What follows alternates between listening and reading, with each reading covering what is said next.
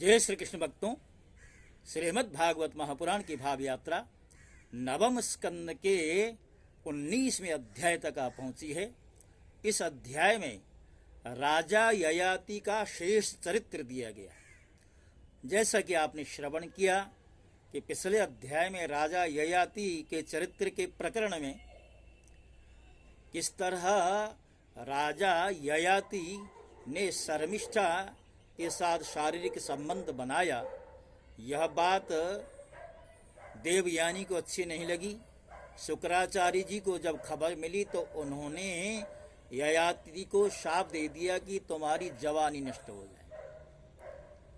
तो ययाति ने जब शुक्राचार्य जी से प्रार्थना की कि मैं तो अभी अतृप्त हूँ, कामों से मेरी तृप्ति हुई नहीं है, तो शुक्राचार्य जी ने व्यवस्था दी, यदि तुम काम की तृप्ति करना चाहते हो तो अपनी जवानी तो चली गई, किंतु किसी से जवानी उधार लेकर के तुम कामोपभोग करना चाहो तो कर सकते हो।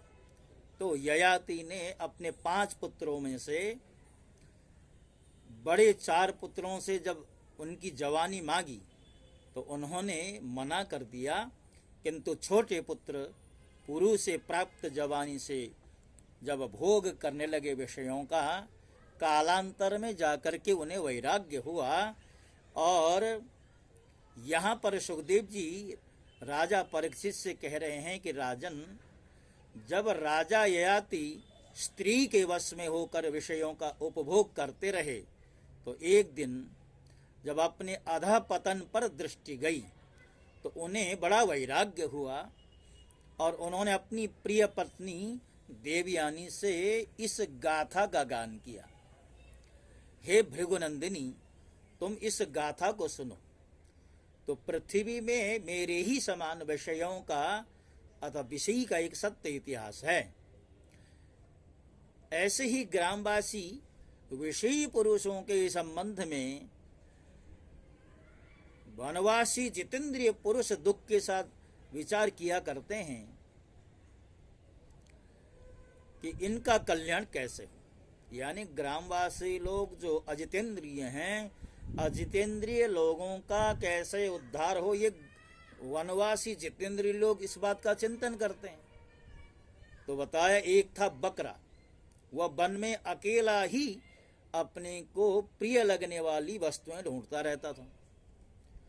तो एक दिन उसने देखा कि अपने कर्मवश एक बकरी कुएं में गिरी पड़ी हुई। बकरा बड़ा कामी था, सोचने लगा कि इस बकरी को किस तरह बाहर निकाला जाए।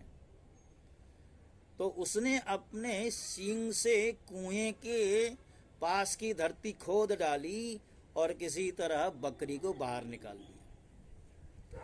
और जैसे ही बकरी बाहर आई तो बकरी ने बकरे से ही प्रेम करना चाहा, संबंध स्थापित करना चाहा।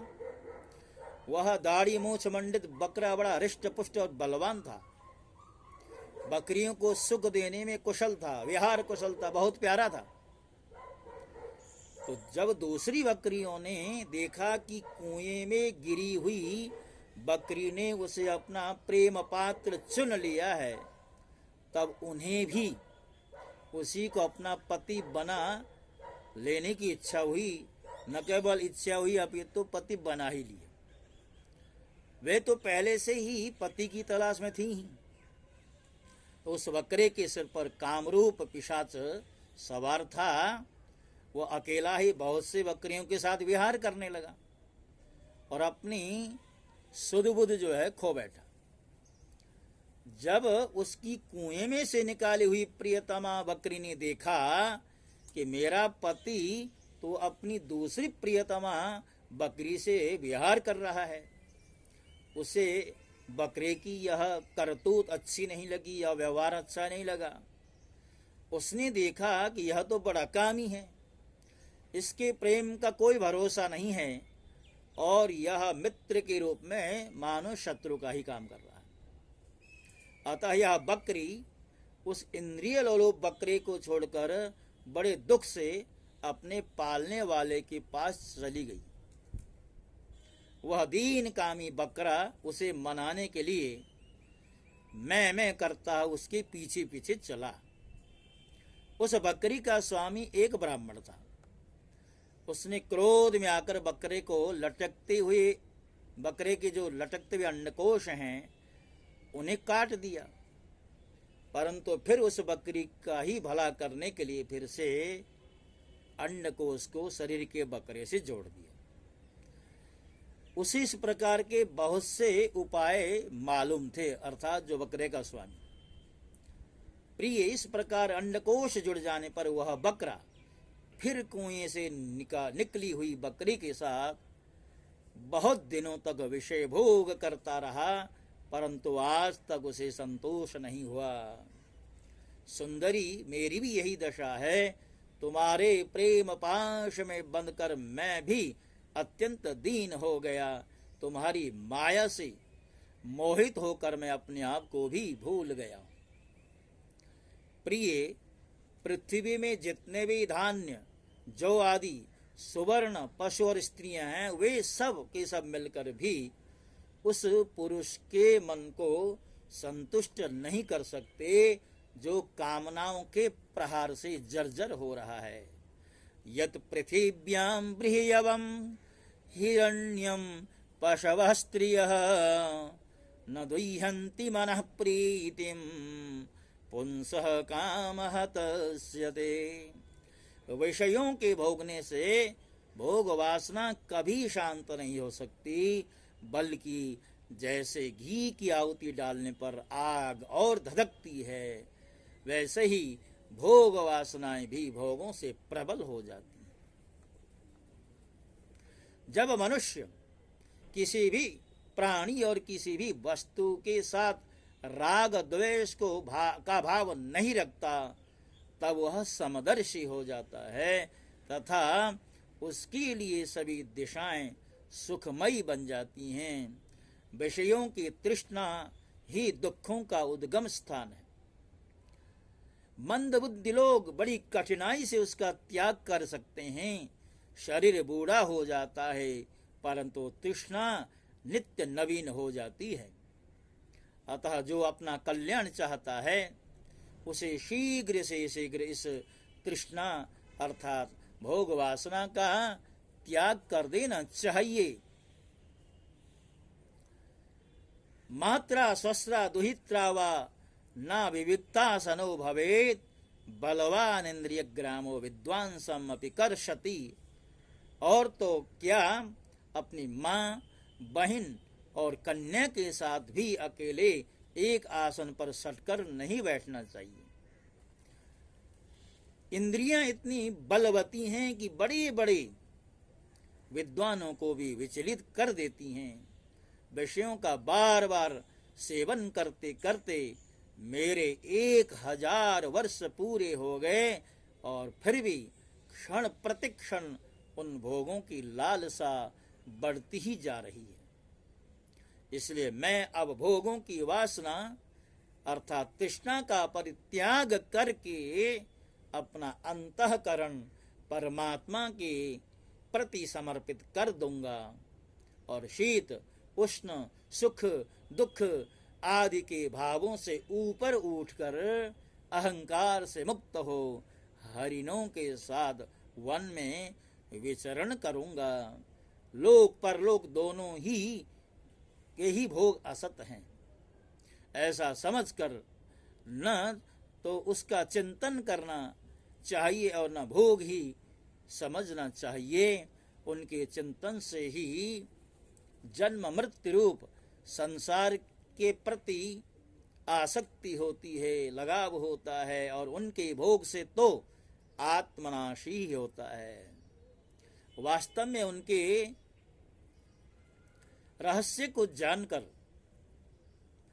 इनसे अलग रहने वाला ही आत्मज्ञानी होता है। परीक्षित, ययाति ने अपनी पत्नी से इस प्रकार कहकर पुरु की जवानी लौटा दी और उससे अपना बुढ़ापा ले लिया। यह इसलिए कि अब उनके चित्त में विषयों की वासना नहीं बच गई थी, शेष नहीं रह गई थी। इसके पश्चात उन्होंने दक्षिण पूर्व दिशा में द्रुह्यु, दक्षिण में यदु, पश्चिम में तुर्वसु और उत्तर में अनु को राज्य दे दिया। सारे भूमंडल की समस्त संपत्तियों के योग्यतम पात्र पुरु को अपने राज्य पर अभिषिक्त करके तथा बड़े भाइयों को उसके अधीन बनाकर ही वे वंश में चले गए। यद्यपि राजा ययाति ने बहुत वर्षों तक इंद्रियों से विषयों का सुख भोगा था, परंतु जैसे पांख निकल आने पर पक्षी अपना घोंसला छोड़ देता है, वैसे ही उन्होंने एक क्षण में ही सब कुछ त्याग दिया। वन में जाकर राजा ययाति ने समस्त आसक्तियों से छुट्टी पाली।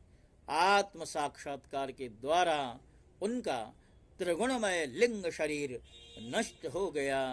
उन्होंने माया मल से रहित परब्रह्म परमात्मा वासुदेव में मिलकर वह भागवती गति प्राप्त की जो बड़े बड़े भगवान के प्रेमी संतों को प्राप्त होती है।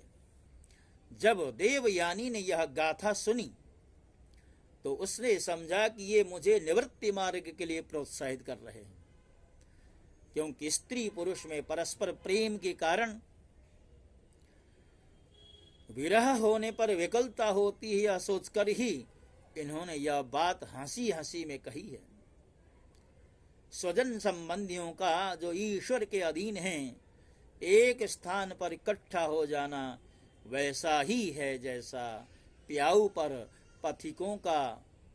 यह सब भगवान की माया का खेल है और स्वप्न के सरीखा है। ऐसा समझकर देवयानी ने सब पदार्थों की आसक्ति त्याग दी और अपने मन को भगवान श्री कृष्ण में तन्मय करके बंधन के हेतु लिंग शरीर का परित्याग कर दिया और वह भगवान को प्राप्त हो गई। नमस्तुभ्यं भगवते वासुदेवाय धीमहि सर्वभूताधिवासाय शांताय बृहते नमः। उसने भगवान को नमस्कार करके कहा, समस्त जगत के रचयिता सर्वांतर्यामी सबकी आश्रय स्वरूप सर्वशक्तिमान भगवान वासुदेव को नमस्कार है, जो परम शांत और अनंत तत्व हैं। उसे मैं नमस्कार करती हूँ, उस तत्व को मैं नमस्कार करती हूँ। तो भक्तों, इसके साथ साथ ये जो 19वां अध्याय, इसको यहाँ पर विश्राम दिया गया है। और जैसा कि आप जानते हैं कि मैं प्रतिदिन एक ही अध्याय की श्रृंखला आपके समक्ष प्रस्तुत करता हूँ। तो आज की श्रृंखला यहीं संपूर्ण होती है। और आपसे एक निवेदन जो बार बार मैं हर श्रृंखला में करता हूँ, चैनल का सब्सक्राइब करना, उसको आगे बढ़ाना, लाइक का बटन दबाना, वीडियो को शेयर करना, ये सब कार्य आपके कंधे पर छोड़ता हुआ आपसे विदा होता हूँ। जय श्री कृष्ण। ओम नमो भगवते वासुदेवाय।